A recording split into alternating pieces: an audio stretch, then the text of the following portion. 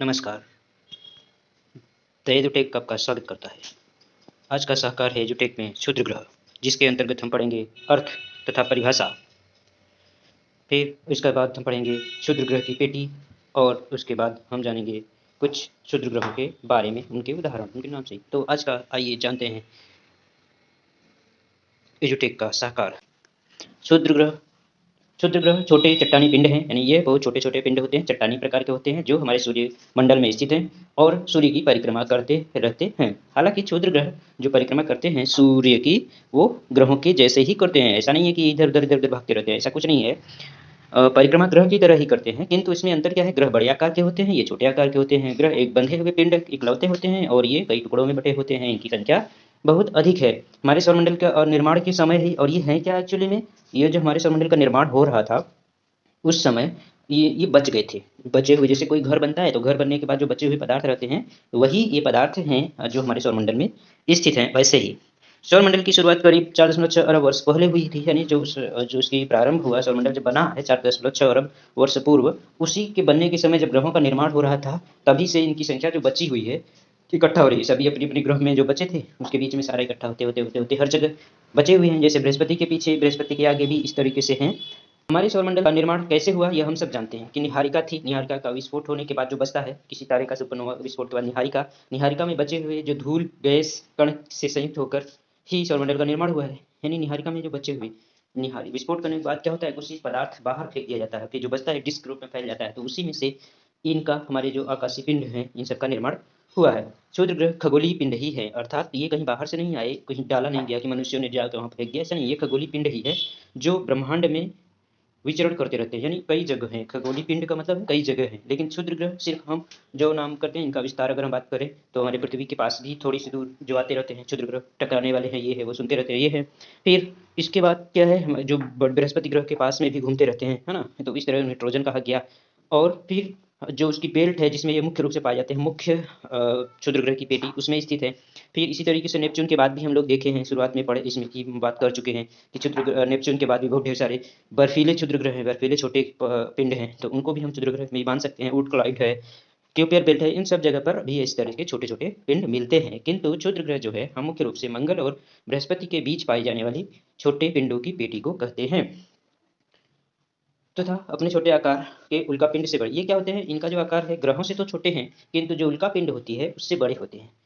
सबसे पहले खोजा जाने वाला क्षुद्र ग्रह सेरेस है। सेरेस, जिसके बारे में हम लोग पहले बौने ग्रहों के बारे में पढ़ चुके हैं। सेरेस वह इसी मंडल का है, इसी इनके समूह का ही है, इनका ही परिवार का है, लेकिन उसका प्रमोशन हो गया है। तो वो क्षुद्र ग्रह सबसे पहला था, जिसको प्रारंभ में उसे ग्रह ही माना गया। किंतु बाद में जब और छोटे खोज हुई और सारे पिंडों को देखा गया कि यहाँ पर तो ढेर सारे पिंड है, तो फिर जब उतनी बड़े आकार का था उसे बौना ग्रह की मान्यता दे दी गई। इन पिंडों को ग्रीस में एस्टेरॉइड कहा गया। इसमें ग्रीस, जो ग्रीस देश है, यूनान, ग्रीस के में इसे एस्टेरॉइड कहा गया, जिसका अर्थ होता है तारा जैसा, तारे के जैसा। तारा का आकार जब ताराकार जैसे हो सकता है, यानी इनका कोई बहुत निश्चित आकार है नहीं, जो गोले हैं कुछ अनियमित आकार के।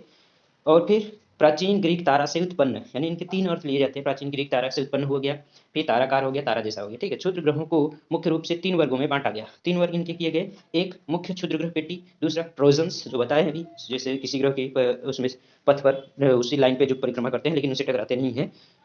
फिर तीसरा निकट क्षुद्र ग्रह, जब निकट पृथ्वी क्षुद्र ग्रह यानी जो पृथ्वी के पास से गुजरते रहते हैं, उनके बारे में यहाँ पर बात किया गया। ये कुछ आपके क्षुद्र ग्रह का है। देखिए सूरज की किस तरह से परिक्रमा करते हैं।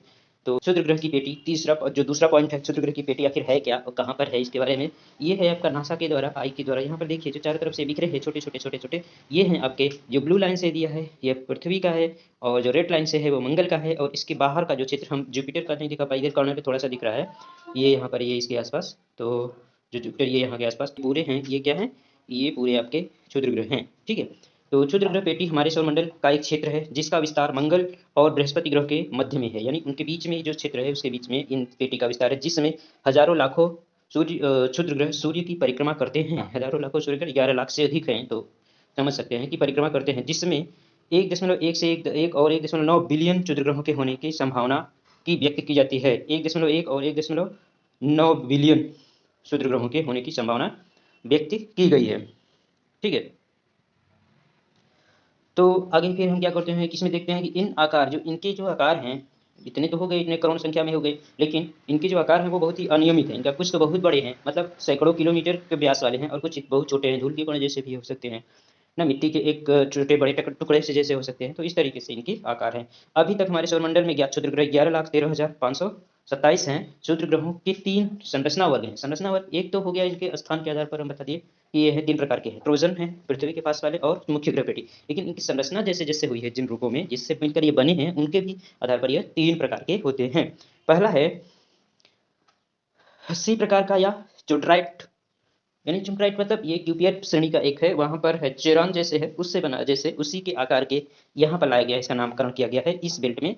तो इसमें क्या है, मुख्य रूप से सिलिकेट मिट्टी और चट्टानों से बने होते हैं। तो इनकी संरचना सिलिकेट मिट्टी है और चट्टान से मिलकर बनी होती है। ये कुछ हद तक इसके जैसे होते हैं। ये सामान्य प्रकार के होते हैं, ठीक है।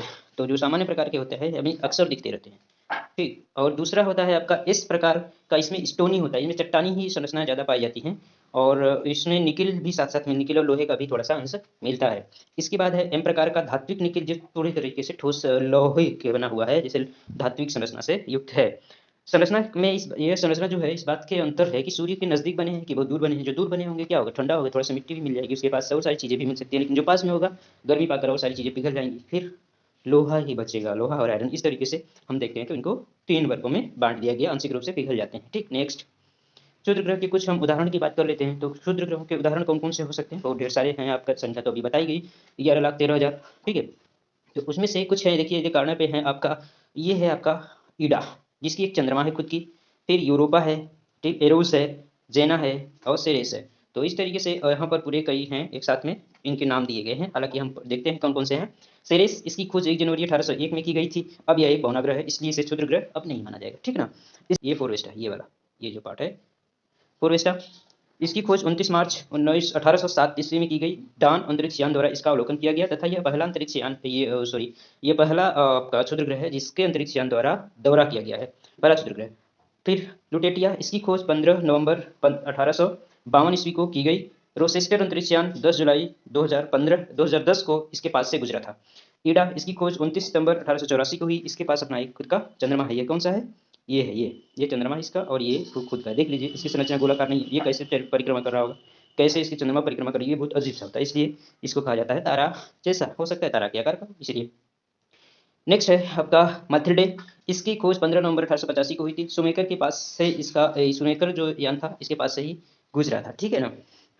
और एरोस, एरोस आपका ये है, एरोस के पास जो 13 अगस्त 1998 को इसकी खोज हुई। यह पृथ्वी के पदार्थ का पिंड है, यह पृथ्वी के पास का पदार्थ, यानी ये एरोस है क्या, जो एरोस है आपका, जो पृथ्वी पास के आपके क्षुद्र ग्रह हैं उसमें से है ये एरोस, ये वाला, ये एरोस है आपका, देखिए कैसा है। और इसे सब फिर उसके बाद है बिनु, 11 सितंबर 1999 को इसकी खोज हुई, और यह खतरनाक क्षुद्र ग्रह माना जाता है क्योंकि यह भी पृथ्वी के पास का ही है, और इसमें बहुत सी संरचनाएं होती हैं, और ये कभी दूर कभी पास इसका फ्लैक्चुएशन मिलता है। फिर उसके बाद है आपका पलास की खोज, पलास यहाँ पर होगा, पलास नहीं, पलास का ये है आपका दूसरे नंबर पर जो है चित्र, उसमें पलास ही है। तो आपका जिसकी खोज जो हुई पलास की, 28 मार्च 1802 में की गई थी, और यह 1920 तक सबसे अधिक झुकाव वाला एस्टेरॉइड माना गया, यानी सबसे अधिक झुकाव 1920 तक पलास की ही थी। उसके बाद आगे बढ़ गया, फिर जैसे जैसे खोज होती गई और चीज़ें आती गई, फिर ये खुद आपका जो यहाँ पर माइथिल्डे है उसकी खोज, उसकी भी झुकाव उससे ज़्यादा हुई। फिर आपका बिनु, बिनु का भी झुकाव ज़्यादा था, ठीक है। एरोस की थी, एरोस की भी झुकाव ज़्यादा था। तो इस तरीके से ऐसे आगे बढ़ते बढ़ते हम जैसे देखेंगे झुकाव, फिर वो अलग अलग सिचुएशन में अलग अलग दिखाई पड़ता है, ठीक ना। सिंसिनाटी, 30 अप्रैल, और ये 30 अगस्त 1935 को इसकी खोज हुई। ओपी, इसकी खोज 14 जून 1980 को हुई। बेतुलिया, ये इसकी खोज 22 मई 1950 में खोज हुई। यूरोपा 4 फरवरी 1818 को खोजा गया। जूनो, 1 सितंबर 1904 को इसकी खोज हुई। मानस, इसकी खोज 17 मार्च 1852 को हुई। यह एम टाइप का क्षुद्र ग्रह, एम टाइप मेटेलिक टाइप का होता है, ठीक है ना, मेटेलिक टाइप यानी धात्विक प्रकार का होता है। तो इस तरीके से हमारे जो कुछ हैं पिंड, उनके हमने नाम लिए यहाँ पर क्षुद्र ग्रह, और ये क्षुद्र ग्रह का हमारा ये अध्ययन था, आज समाप्त करते हैं। नेक्स्ट हम लोग बात करेंगे आपके धूमकेतु और उच्छल तारे से संबंधित, उल्का पिंड और उच्छल तारे, कोलिगर अब हम आएंगे, या तो तब तक के लिए